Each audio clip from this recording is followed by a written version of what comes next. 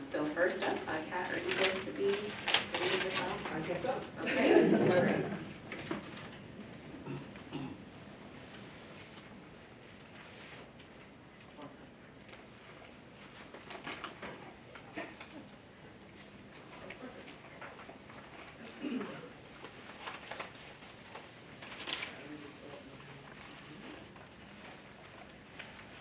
Okay, so like I said, my name is Kat Everett, and I'm talking today about navigating difficult conversations. I always start with an authentic introduction, so what I told you about what I do is less important to me than what I'm about to share with you now. So, I am the daughter of the Honorable Bishop Franklin W. Hobbs and the incomparable Carolyn R. Hobbs, granddaughter of Hosea, Adalie, Zelma, and Ulysses, otherwise known as UD. I am the youngest of 7 girls and number 10 of 13 children. Mom to 7, wife to 1, ex-wife to 1, I will be widowed to none. I am an educated Black woman, a triple threat to some, an inspiration to others. I am a constructive deconstructionist, a curative, a nonconformist, and unapologetically me. I am everything I have lived through, but more than just the sum total of my experiences. I am pages unwritten, stories untold, and places not yet visited. I am obligationally limited, yet creatively limitless. And that's who I am. Second thing important to know about me is where I'm from. I'm from the Ledge, where cul-de-sac meets history, and the adults hardly speak. From tall trees and pine needles, rhododendrons and peonies, perfectly manicured lawns with lines on grass fields, I'm from schools that smile, where Mrs. Riley lovingly scares you into brushing your teeth.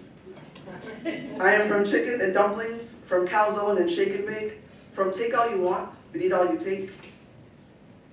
I am from the ice fortress that only appears in the winter, and the woods across the street where far too many secrets lie.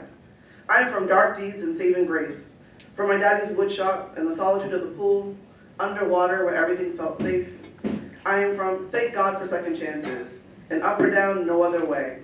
I am from blurred color lines, kindergarten friends, and the feeling of hot tears and shame, the first time I was called the N-word, and the rage that remains. I am from give it to God, and long conversations on the front steps, nights spent in the kitchen chemically altering kinky hair. I am from Blackfoot and Cherokee, from Asian and white. I am from the ghetto of New Jersey and the dust of Virginia coal mines. I am from Black culture and mama, why doesn't your hair look like mine?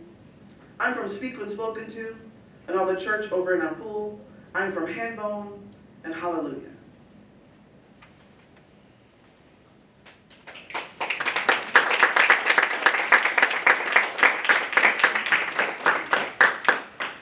Thank you. So I want to give a brief background. I'm going to try to move this rather quickly because I want to get to the main part of it, but I think context is important to know why I'm speaking on this topic, right, and why it's meaningful to me, what my journey has been.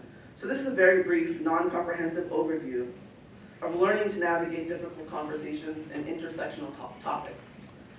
So it starts way back in 1998, where my brother started a nonprofit called Healing Our Land in Boston, doing HIV and AIDS outreach, prevention, and intervention. When I started that work with him, I was 16 years old, and that was my introduction to working with diverse populations, planning forums, and different events. In 2003, I would go on to go to NECO, and as a married but kind of single mom, I found myself really being an advocate for the school and the type of education I was able to get access to. And somebody noticed very quickly and put me in the public speaking position to ask legislators for money, why it was important to fund schools like what we're standing in now, right, public education. So that was really kind of my trajectory into public speaking. And also my experience learning about recovery and addictions, both personally and professionally. When I started to learn about addictions and recovery, I didn't know that it would be in my home, but it was. And so again, I was grateful for the preparation on how to navigate those conversations. I started my first nonprofit in January of 2003, which was to elevate youth voice. This was after advocating for my city in Haverhill to reopen the youth center. They said, no, we weren't gonna open the youth center. If we open it, kids won't come. And so I figured, I'm gonna do my own thing. So I started this nonprofit to elevate youth voice. Then in 2010, I co-founded my nonprofit with my husband, Hope's Power Self-Education, which we ran for 12 years, This is where we learn about cross-sector collaboration and the challenges of navigating multi-sector work, and the fact that not everyone necessarily comes to the table with the same agenda in regards to moving the needle, quote unquote, on the types of conversations that we need to have to reach the grassroots mobilizing efforts. In June of 2020, as we all know, we had the public execution of George Floyd. So our nonprofit was poised because of our social capital in the community and the relationships we had established with the local officials to have a listening forum. So we did 2 listening forums. The first one was to model to the community as everyone was kind of paused, thinking, how do we navigate these conversations? So we did a community forum in the midst of COVID. Northern Essex Community College let us use their space. We had like little X's marked out on the number of people that could be in the room, but we were able to televise it live stream so that we could have this discussion in the midst of the pandemic, of the fact that even a pandemic doesn't stop the evils of racism, right? So the first conversation was to navigate, how do we have these conversations? And the second was the most powerful for me, and I think the whole 12 years of running that nonprofit. And that was bringing in the community members to speak their truth to power.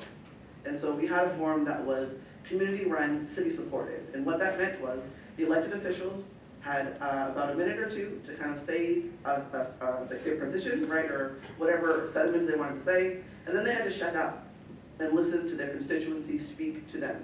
What were their fears? What were their concerns? What were their frustrations about race and human rights?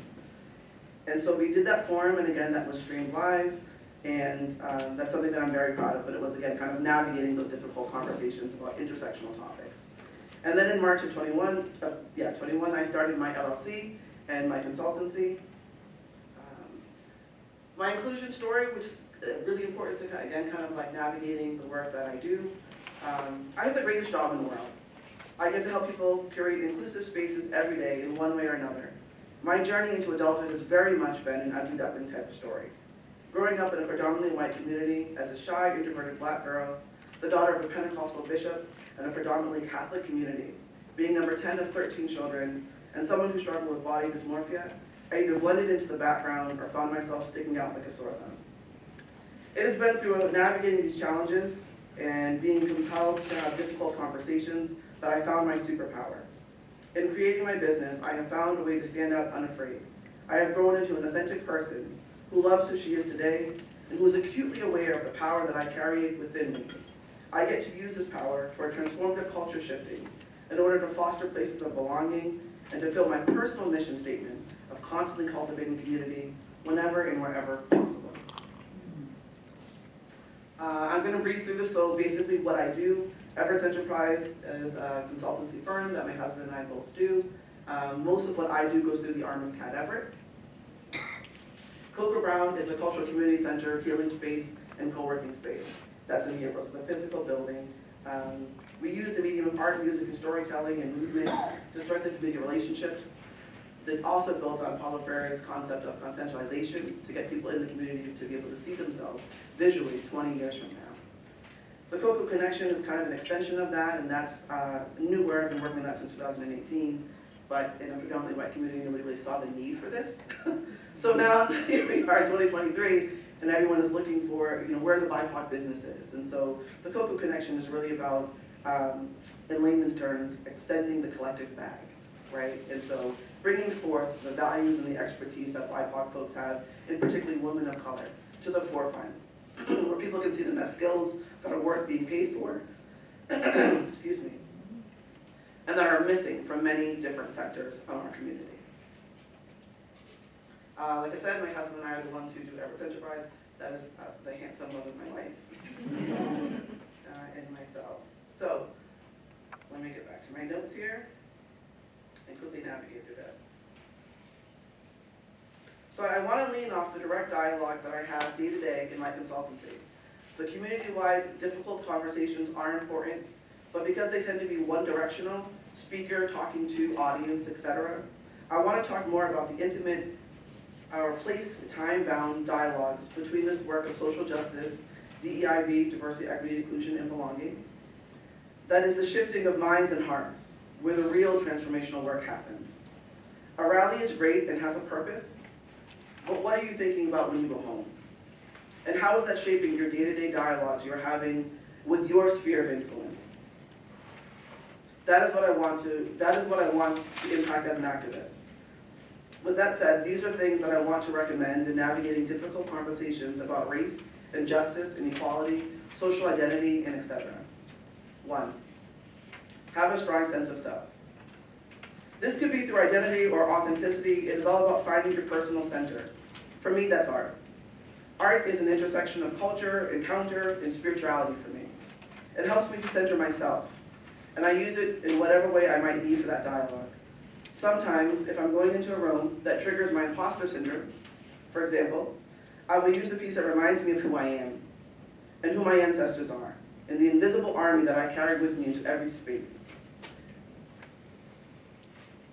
My authentic intro that I shared is informative and it's declarative. Sometimes it's joyful, sometimes it's heavy, sometimes the word I give might be prophetic.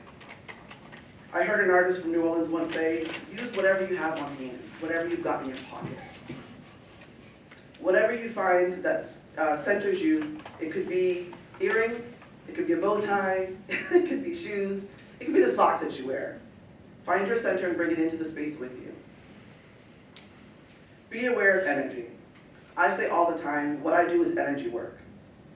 So you need to be aware of the energy that you're bringing into the room. You need to be aware of the energy that's in the room, both spatial and the collective energy from whatever attendees or participants are there, and the energy that you're holding in the dialogue.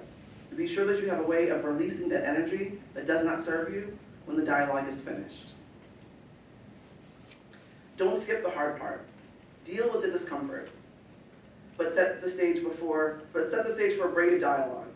Personally, I cannot guarantee psychological or otherwise physical safety, so I don't. I create brave spaces, not safe spaces. Thank you. I do set the norms of agreement, though.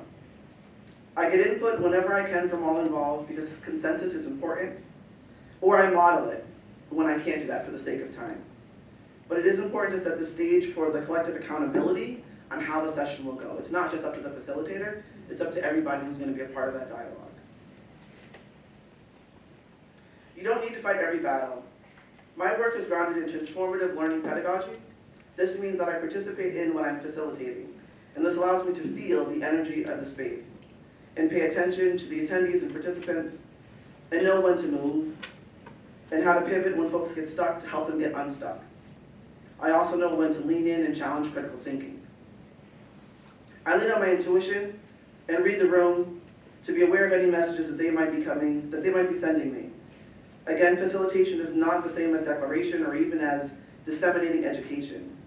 It is interactive, and it requires what my daddy would say, call and response. If the goal is inclusion, that should be the main goal. And you should always focus on trying to think through how you're bringing everyone into the dialogue, not just the people whose points are already going to agree with yours. Not everyone will agree, and that's okay. So the goal for me is not winning folks over to one side or the other. The goal is learning how to work together across differences. Facilitate, don't micromanage. My work is grounded, like I said, in transformative pedagogy. This means that I'm participating in what I'm facilitating, right? And so my goal there is to try to help curate the space, to try to help people navigate their own voices in the space, being aware of who, like me, in the room might be a recovering introvert, who might need to challenge themselves to push into the conversation, and being mindful to hold folks accountable that might be taking too much space in the conversation, that they might kindly want to step back a little bit, right? And so it's important that you're facilitating, but that doesn't come across as overbearing and micromanaging, that people have the space to feel human in the space. Leave space for reparation of harm. This one is really important to me. When I facilitate, I do this thing called oops and ouch, which I introduce in the beginning and I close with. When we have conversations about difficult intersectional topics, it's going to trigger somebody, right? You might not be aware of how it's triggering other folks, but trust and believe that there's somebody who's being triggered by that context in some way. And so it's really important to build in time and space for reparation of harm to the degree that's possible, and also be aware of the fact that you won't be able to close all the things. I don't deliver the type of things that can be neatly tied up with a bow, right? And that's just part of having the difficult conversations. Open and close with intention. My husband and I are extremely restorative people. I believe very much in restorative practices. And one of the things that come from restorative practice is being able to open with a center and close with the center. Something that holds intention, again, for you as a facilitator, and that you think might bring meaning to the folks that you're engaging. That's it.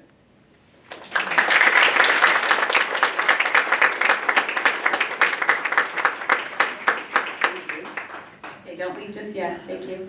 I told you all, I'll give you a chance to ask one question before we go on to our next person. Anyone have a burning question that they'd like to ask before our next presentation? Okay, I have one question right here in the middle. Could you just expand a little bit on ooch and ouch? Yes, absolutely. So Oops and Ouch is something that I've adopted with permission from the Andover Breadloaf Teaching Network. Shout out to ABL. Again, I know colonized people stuff, but whenever I can bring those peoples and their energy into the space with me, that's what I try to do. So Oops and Ouch is all about reparation of harm. The way that I utilize it is offering folks the opportunity to say ouch when something that anyone has said, including myself as a facilitator, has triggered, caused some harm, or stepped on some toes. It also provides folks the opportunity to say oops. We've all had those moments where we've wanted to take something back, rephrase it, that's not quite what I meant. And you don't want anyone, again, kind of walking away more triggered and more harmed than they probably already came into the space, right? So Oops and Ouch is all about reparation of harm. It's not about fully hashing through things, because sometimes you don't have the time to do that, but it goes a long way to acknowledge that harm has been caused and allow people the opportunity to repair that harm before just moving on as if, assuming that no harm happened. So that's what Oops and Ouch is all about. Excellent, thank you so much. Everybody give a round of applause.